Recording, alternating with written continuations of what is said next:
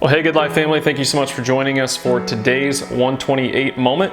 And I want to go to our Good Life journal. We're in the book of Luke right now, and specifically today, on this Friday, we are in Luke chapter 6. And I will say it's good to be back in the Gospels and just going through this. And I would encourage you, if you're not joining us, if you have already a Bible reading plan, that's awesome. But if not, why don't you join us in the Good Life journal? Right now we're in Luke 6, tomorrow we'll be in Luke 7, and I think it's a great habit to just build. But like I said, if you already have your own Bible reading plan, that's great too. But I'm going to be in Luke 6 in our Good Life journal. And what we see at the beginning of Luke 6 is a juxtaposition that I want to focus in on today, and it's this. It's legalism versus love.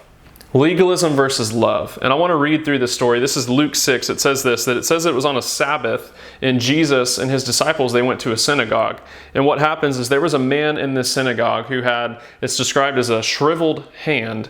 And here's some of the events that it says. In verse 7, it says, the Pharisees and the teachers of the law, they were looking for a reason to accuse Jesus. So they watched him closely to see if he would heal on the Sabbath. But Jesus knew what they were thinking and said to the man with the shriveled hand, "Get up and stand in front of everyone." So he got up and stood there. Then Jesus said to them, he asked the question, he said, "I ask you, which is lawful on the Sabbath, to do good or to do evil, to save life or destroy it?" And he looked around at them all and then said to the man, "Stretch out your hand." He did so, and his hand was completely restored.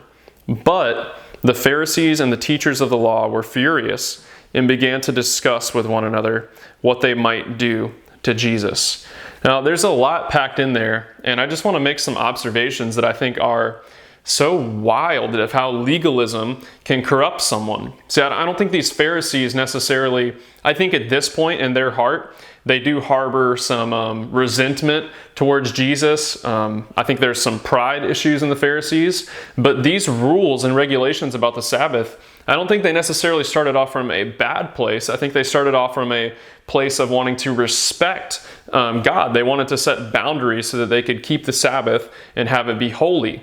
But what maybe started with good intentions has now been warped into this insane legalistic thought to where this person, they literally witnessed someone be healed right in front of their very eyes. And their reaction was not amazement, it was not worship to God, but instead it says their reaction was they were furious. And they began to discuss with one another what they might do to Jesus. You know, I can't help but think this Sunday at Good Life Church, if someone were to come in with some type of ailment and we were to see with our own eyes right there in the middle of the service, if someone prayed over them and they were healed, can you imagine if like me or Kel, if we were super mad about it? Like, hey man, I had a great song planned and all of a sudden you guys are healing people. What's up with that? What a legalistic heart. And that's an absurd example, but I think about it in our life. That we have two choices dealing with people. We can either be legalistic or we can act in love. Now, don't hear me say that being righteous or being holy, wanting to follow after the way of God is legalism.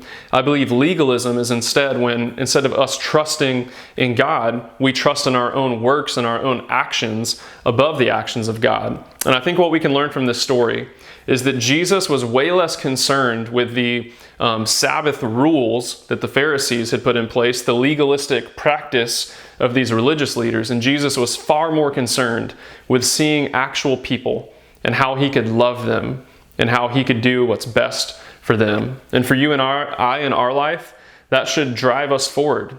That we don't have to act in legalism, but when we act in love with people, we need to be pointing them to Jesus, the only one who can truly heal and the only one who can truly save. So Good Life family, we're thankful for having you join us, and we would invite you this Sunday to come gather in person at 9:30 and 11 or online at 11 o'clock. And as we do, we're going to be wrapping up our series called I Am, and we think it's going to be a just great time to focus our eyes and our attention on Jesus. And we just pray that between now and then, I know we've got the rest of the day today on Friday, and then we've got Saturday.